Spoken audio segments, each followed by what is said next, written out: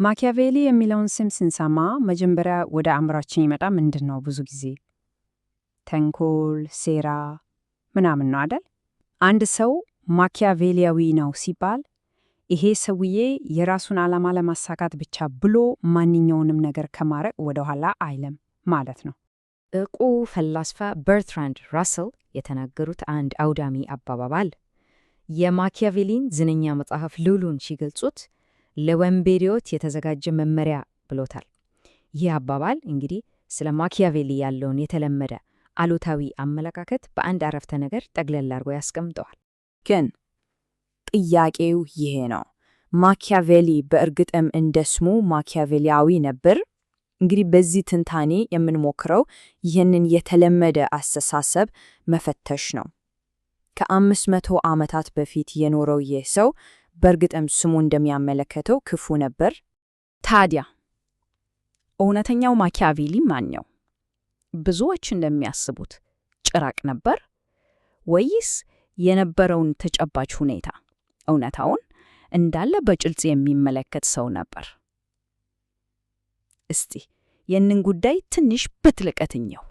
የማኪያቬሊ ፍልስፍና ዋናው ነጥብ ይሄ ነው። ፖለቲካን ሲተነትን ሰዎች በስነ ምግባር መሰረት ምን ማድረግ አለባቸው በሚለው ላይ አይደለም ትኩረቱ፣ በፍጹም። ይልቁንም በስልጣን ፍለጋ ውስጥ በእርግጥ ምን ያደርጋሉ የሚለውን ነው የሚመለከተው። በሌላ ነገር በምናባዊው ዓለም እና በእውነተኛው ዓለም መካከል ያለውን ልዩነት ነው የሚያሳየን። ሰዎች እንዲህ ቢያደርጉ ይሻላል ከማለት ይልቅ አይ ሰዎች በእርግጥ እንዲህ ነው የሚያደርጉት ብሎ እውነታውን መግለጽ ነው የሚያረተው። እሺ፣ እነዚህ ከ500 ዓመት በፊት የተጻፉ ሐሳቦች ዛሬም ይሰራሉ? ይህንን ለመፈተሽ አንድ ዘመናዊ ባለሙያ እናገኛለን። እሳቸው ጆናታን ፓወል ይባላሉ። ፓወል የቀደመው የብሪታንያ ጠቅላይ ሚኒስትር የቶኒ ብሌር የሰራተኞች ዋና ኃላፊ ነበሩ። እናም በሁለቱ ሰዎች የሥራ ሕይወት መካከል ያለው ተመሳሳይነት በጣም አስደናቂ ነው። እስቲ እንመልከት። ሁለቱም ሲቪል ሰርቫንትና ዲፕሎማት ነበሩ። ሁለቱም የሀገር መሪ አማካሪዎች ነበሩ። ከዛስ መሪያቸው ከስልጣን ሲወርድ ሁለቱም ከፖለቲካው ዓለም ራቁ። በዚያውም አላበቁም። ሁለቱም በግዞት በነበሩበት ወቅት ስለ ስልጣን መጽሐፍ ጽፈዋል። ይህ ልዩ ተመሳሳይነት ነው እንግዲህ ፓወልን የማኪያቬሊ ንድፈ ሐሳቦችን በዘመናችን ለመገምገም ብቁም ያደረገው።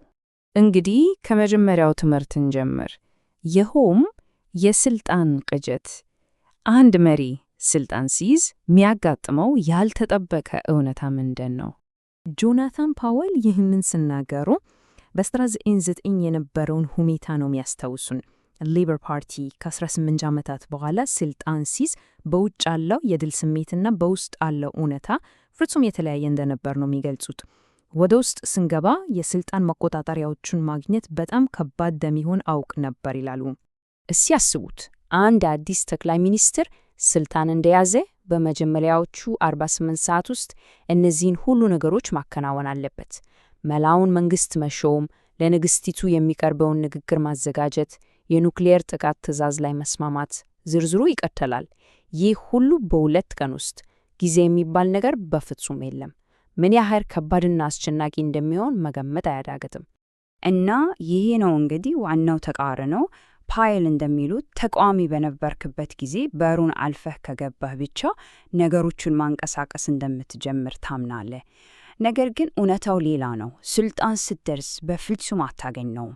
ይህ ማለት ከፍተኛ ስልጣን ላይ ደረስኩ ብለህ በምታስብበት ቅጽበት ከምንጊዜውም በላይ ስልጣን አልባነት ይሰማሃል። የስልጣን መቆጣጠሪያዎቹ የት እንዳሉ እንኳን ለማወቅ ጊዜ ይወስድብሃል። ታዲያ አንድ ጠቅላይ ሚኒስትር በይፋ የራሱ የሆነ በጀት ወይም ደግሞ ሚያዛቸው የሲቪል ሰርቨንቶች ሰራዊት አለው? መልሱ ዜሮ ነው። አዎ፣ በትክክል ሰምታችኋል፣ ዜሮ። እውነተኛ ስልጣኑ የሚመነጨው በቀጥታ ትዕዛዝ ሳይሆን ከሌሎች ሚኒስቴሮች ጋር በመተባበርና በማሳመን ችሎታው ነው። ይሄ ደግሞ ሁኔታውን በትክክል ያብራራል። የቀድሞ የአሜሪካ ፕሬዝዳንት ቢል ክሊንተን በአንድ ወቅት ምን አሉ መሰላችሁ? እንደገና ብወለድ እውነተኛ ስልጣን ያለው ሰው መሆን እፈልጋለሁ፣ ይኸውም የህዝብ አስተያየት ሰጪ ቡድን አባል ብለው ነበር። አስቡት፣ በዓለም ላይ እጅግ ኃያል የሚባለው መሪ እንኳን ስልጣኑ የተገደበ እንደሆነ ሲሰማው እውነተኛው ስልጣን ያለው ከውጭ ሆኖ በሚተቸው ሰው እጅ እንደሆነ ነው የተሰማቸው። እሺ፣ ወደ ሁለተኛው ትምህርት እንለፍ። የመሪ እውነተኛ ባህሪያት። ታዲያ አንድ ስኬታማ መሪ ምን አይነት ወሳኝ እና ከሁሉም በላይ ተፈጥሯዊ ባህሪያት ሊኖሩት ይገባል? ማኪያቬሊ እንደሚለው አንድ መሪ ይዞ መወለድ ያለበት 2 መሰረታዊ ባህሪያት አለው። የመጀመሪያው ድፍረት ነው፣ ከባድ ውሳኔዎችን የማድረግና አደጋዎችን የመውሰድ ችሎታ። ሁለተኛው ደግሞ ብልህነት ነው። እዚህ ላይ ብልህነት ሲል የአእምሮ ምጥቀት ወይም ብዙ መጽሐፍ ማንበብ ማለቱ አይደለም። ይልቁንም የማገናዘብ ችሎታ እና የፖለቲካ ስሜት ነው። እና ዋናው ነገር እነዚህ ነገሮች ከልምድ የሚገኙ ሳይሆኑ ተፈጥሯዊ ናቸው ብሎ ነው የሚያምነው። እንግዲህ የድፍረትን ምንነት በተግባር ለማየት ይህን ንጽጽር በጣም ይረዳናል። ቶኒ ብሌርን እንውሰድ። የሌበር ፓርቲ መሪ እንደሆነው የፓርቲያቸውን የ75 ዓመት ዕድሜ ያስቆጠረ መሰረታዊ ዓላማ አንቀጽ 4ን ለመለወጥ ወሰኑ። ይህ እጅግ በጣም ትልቅ የፖለቲካ አደጋ ነበር፣ ግን አስፈላጊ ነው ብለው ስላመኑበት አደረጉት።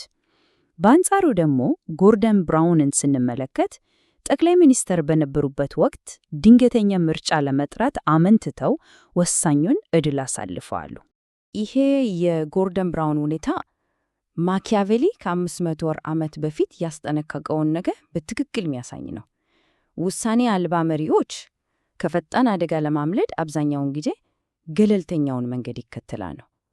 ይህም በአብዛኛውም ለጥፋታቸው ይዳርጋቸዋል ብሎ ነበር። ውሳኔ ያለማድረግ ለጊዜው ከአደጋ የሚያድን ቢመስልም በመጨረሻ ለባሰ ጥፋት እንደሚዳርግ ነው። እሺ፣ ከመጀመሪያው ባህሪ ከድፍረት በተጨማሪ ሁለተኛው ወሳኝ ነገር ምንድነው ብለናል? የፖለቲካ ስሜት ነው። ይህንንም በተግባር ለማየት በቅርብ ታሪክ ውስጥ ወደማይረሳ አንድ ክስተት እንመለስ። በዚያ ወሳኝ ሳምንት ውስጥ የሆነውን ስንመለከት የብሌር የፖለቲካ ስሜት ምን ያህል የሰላ እንደነበር እናያለን። ነሐሴ 31 ጠዋት ላይ ስለ ዳያና ሞት ሲነገራቸው ወዲያውኑ የህዝቡን ስሜት የሚይዝ ሐረግ ፈጠሩ፣ የህዝብ ልዕልት። ከዚያም በንጉሳዊው ቤተሰብ ላይ የህዝቡ ቁጣ ሲያይል ብሌር ንጉስቲቱን በመምከር ሁኔታውን አረጋጉ። ንጉስቲቱም ምክራቸውን ሰምተው ራሳቸውን እንደ አያት በመጠቀስ ለህዝባቸው የግል ንግግር አደረጉ። በዚህም የህዝቡ ስሜት ተለወጠ። የቀብር ስነ ስርዓቱም አገርን ያሰባሰበ ክስተት ሆነ። ያቺ የህዝብ ልዕልት የምትል ሐረግ የታሪክን አቅጣጫ የቀየረች የፖለቲካ ብልሃት ነበረች። እንግዲህ ከነዚህ ሁሉ ትምህርቶች በኋላ የማኪያቬሊ ዘመናዊ ትንታኔ ዋናው ቁም ነገር ምንድን ነው? የመንግስት የስልጣን እውነተኛው ጥበብ ምንድን ነው? ዋናውና ወሳኙ ነጥብ ይሄ ነው። ስልጣን እንዴት መስራት አለበት በሚሉ ተረቶችና ምኞቶች ላይ ተመሰርቶ ለመግዛት መሞከር ለውድቀት ይዳርጋል። ማኪያቬሊ ራሱ ይህንን በግልጽ አስቀምጦታል። የምንኖርበት መንገድና መኖር አለብን ብለን የምናስበው መንገድ በጣም የተራራቁ ናቸው ይላል። አንዱን ለሌላው ብሎ የሚተው ሰው ራሱን ከማዳን ይልቅ የማጥፋት ዕድሉ ሰፊ ነው በማለት። በሌላ አባባል በምናባው የሥነ ምግባር ዓለም ውስጥ ለመኖር ሞከረ በተጨባጨው የፖለቲካ ዓለም ውስጥ ለውድቀት ይዳርጋል። ታዲያ ጥያቄው አሁንም አለ። ስልጣን በትክክል እንዴት እንደሚሰራ ለመረዳት ቁልፉ ምንድን ነው? ምናልባት መልሱ እዚህ ጋር ይገኛል። የማኪያቬሊ የመጨረሻ ሐሳብ ትንሽ እንቆቅልሽ ቢመስልም ጥልቅ ትርጉም አለው። ሕዝብን ለመረዳት ሰው ልዑል መሆን አለበት። ስለ መሪዎች ግልጽ ግንዛቤ ለማግኘት ደግሞ የሕዝብ አካል መሆን አለበት። ይህ ምን ማለት ነው? መሪነትን በእውነት ለመረዳት ሁለቱንም ጎራዎች ማየት እንደሚያስፈልግ ነው። መሪው የሕዝቡን ቦታ፣ ሕዝቡ ደግሞ የመሪውን ቦታ ተረድቶ ሲገመግም ነው እውነተኛው የስልጣን ምስል የሚታየው። ይህ እንግዲህ ከ500 ዓመታት በኋላም ቢሆን ስለ ስልጣንና መራር ሁላችንም ልናስበት የሚገባ መሰረታዊ እውነት ነው።